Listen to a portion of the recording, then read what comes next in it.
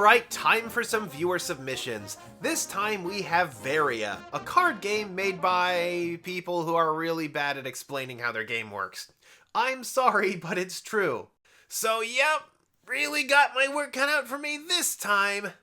Okay, so Varia is a one-on-one fighting game in the same vein as games like Universes and Flesh and Blood, but the gameplay works a bit differently. Rather than players taking turn launching attacks with the opposing player sometimes playing a blocking card, players instead build combat timelines, taking turns between being the attacker or active player and being the defender or reactive player, with the goal of reducing an opponent's health from 30 to 0 with these attacks. Players start with a deck of 30 cards and a set of equipment cards worth up to 30 points. They both draw a hand of 6 and roll a die to see who starts as the attacker. At the start of the turn, both players draw 2 cards. The attacker then creates their timeline, the attack string that they are going to attempt to pull off.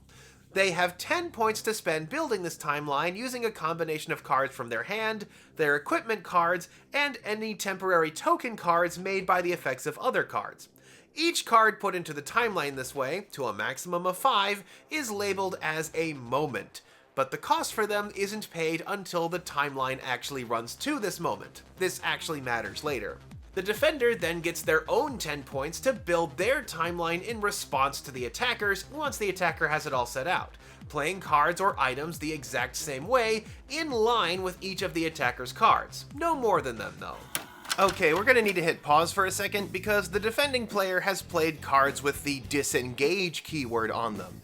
So the fighters can be in one of 2 states, either engaged or disengaged. If they're engaged, they're up close and personal and all of the attacks will connect with each other. If they are disengaged, then only ranged attacks can work. The rulebook itself doesn't really have a strong way to indicate how you're supposed to tell this. They say take the portrait cards found in the deck and move them closer or further away, but I, along with a lot of other people, have suggested making use of a card that flips over with the words written explicitly on it. Are we engaged or disengaged? I'm not sure how our cards are placed. How about we consult the card that literally just flat out says it? So what's happened is the defending player has played a card that disengages him at the start of the round, meaning the fighter's first attack will whiff. Now, the fighter's second attack will re-engage them, but the defending player has simply played another attack that will disengage them at the end of the round, so right now he can just ignore the remaining 2 attacks because he won't be in range to be hit by them. The attacker's gonna have to do something if he doesn't want to totally blow this turn, but thankfully, that's where the next step comes into play.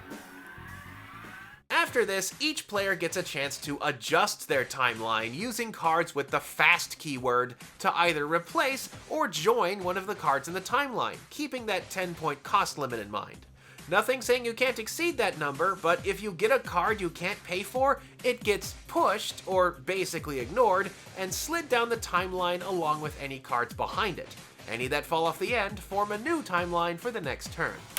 So let's try to catch up again. So the fighter has replaced his first attack card. The replaced attack card is sent to basically this game's version of the banished zone, not even to the discard pile, it's just gone. But he's replaced it with the card Enrage, which is just a basic action card with no attacks to it, meaning he now gains the bonus of the Enrage card, and the backflip attack has been rendered kind of meaningless. But here's the thing, costs aren't optional, so our poor defender is committed to paying for it even though it doesn't really have much of a point. Now that he has more points to work with, the attacker then modifies his first Twin Strikes card with the Explosive Charge card, a card that allows him to engage, so he will be re-engaged and both versions of Twin Strikes will now be able to do their damage. The defender now is in quite a bit of a bind, as his strategy to disengage from the remaining 2 attacks has kind of blown up in his face, but without having a lot of resources left available to him and wanting to preserve his hand for his next turn, he brings out his Bowie knife to attempt to at least mitigate this attack. Once both players are done adjusting their timelines with fast action, the cards clash. Going in order from moment to moment, players pay for and resolve each pair of clashing cards, which shall be rolled with Happy Christmas green and red dice! Now these combat cards come in one of 2 flavors. You have attacks, which have a spearhead in this top right corner here, and blocks, which have a shield. In the case of an attack card versus a block card, both players roll a 6-sided die and a 4-sided die at the same time. These correlate to a card's power and focus, with numbers printed on the cards that get added to the dice rolls. You can tell which die goes where because they're the same shape as the icons on the card. First, you check focus, determined by the 4-sided die.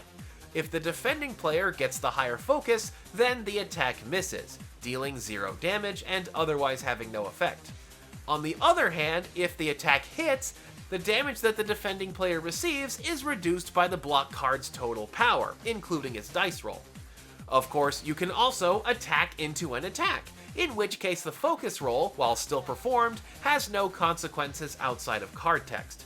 The players then count the total power of both cards, and the card with the higher power deals the difference in damage to the opponent in the form of breakthrough damage. So, put simply, defense cards cannot cause any damage by themselves, but they are fairly safe to play in that they can cause the opponent to miss entirely.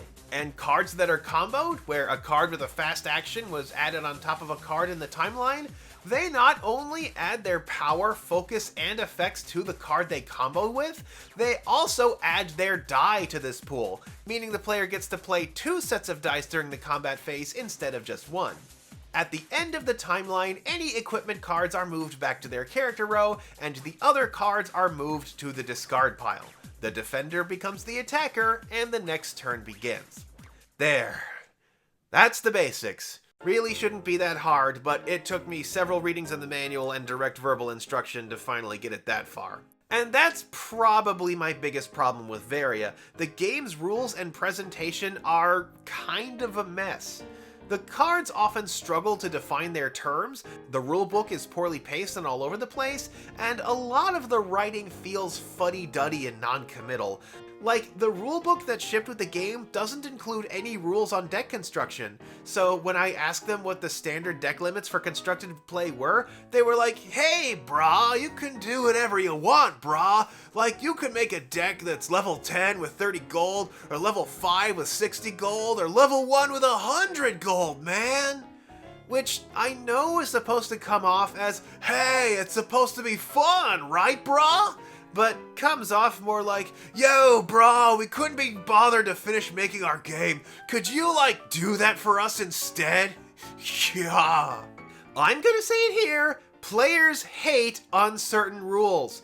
Don't ask them to fill in the gaps, especially in something competitive like this. There are even people who get stuffy about a rulebook that fails to indicate how you choose the first player, and honestly, those people have problems, but if a game runs any sort of league play, tournament, or organized play event, I would like to know for certain what I am supposed to show up with. I pretty much had to put them in a half Nelson to get them to commit to 10 levels, 30 golden equipment. Let's call this standard format 1030, shall we?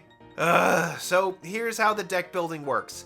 You basically build your own character by giving them levels in these 7 basic attributes, and you get 10 levels to spend.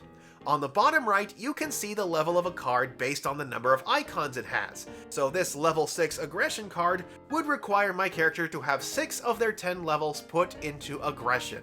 Cards cap at a level of 7 actually, which is the same level as a starter deck character, so you have some wiggle room even if you hyper-specialize into one class. So, yeah, that's Varia by Guildhouse Games. I hope that untangles everything for you if you're struggling with it, and oh man, this one was a lot longer than I was trying to go with these. See you next time for number 6. A big thanks to our patrons for making this all possible.